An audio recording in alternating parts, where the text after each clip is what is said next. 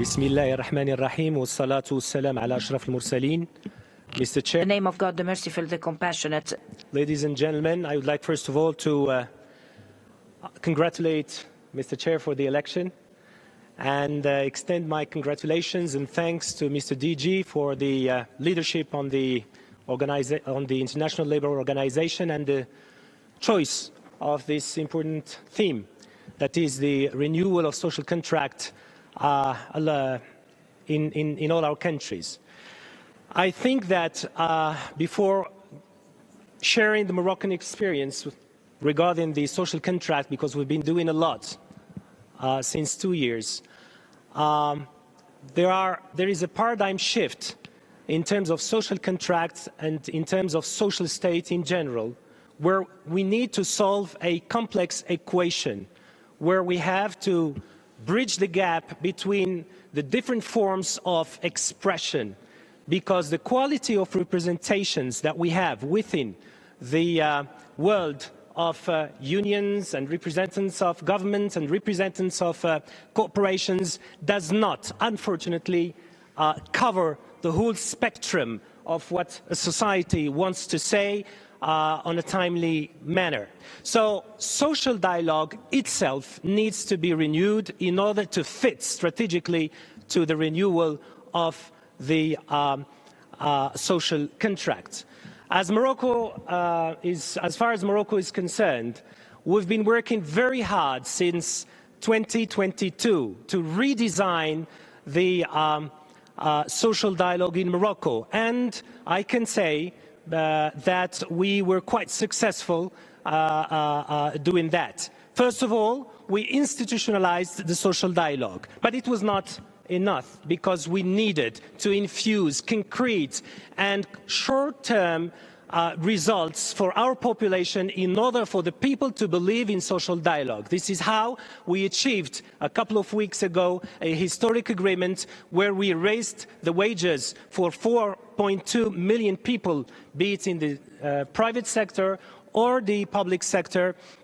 And we completely revamped the revenue tax model in order to help the middle class get more from social dialogue. It costs us $3 billion, which is important for the Moroccan budget, but we assume this choice and we assume as a government this decision. Two, under the leadership of His Majesty King Mohammed VI, we launched a historic program for 12 million people, where we provide direct aid for the vulnerable populations, those who do not necessarily have a right and correct revenue.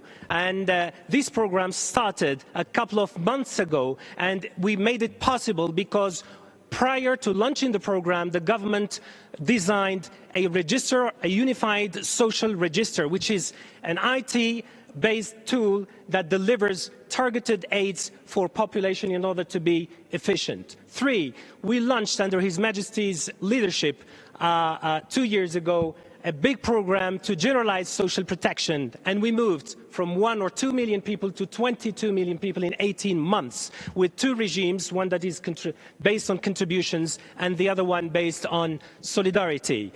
These three components that we add to a compensation policy where the government tries to stabilize prices for the necessary goods and services cost the government nearly $10 billion. So the question for the social contract is not necessarily the mechanisms, the institutional path, but also how do you fund your social contract. This is where I pledge personally, and we pledge in the government of Morocco, new ways to fund social contract and social state through partnerships, because there are strategic projects that need to be funded in parallel to the expenditures for social needs. I'd like to end my word by saying that if we have a large delegation representing Morocco with the three unions, representative unions and the representatives of corporations in addition to government, there is a trust that we infused in the social dialogue, because it was not just about discussing and sharing information and wishes, but it was also about making hard decisions budgetary decisions that benefit to the population, and this is how we can make the experiment of a new social contract be a successful one. Ladies and gentlemen, thanks for your attention. والسلام عليكم ورحمة الله تعالى وبركاته. وما تنسوش تابوناو معنا فلاشين وتتابعونا على مواقع التواصل الاجتماعي.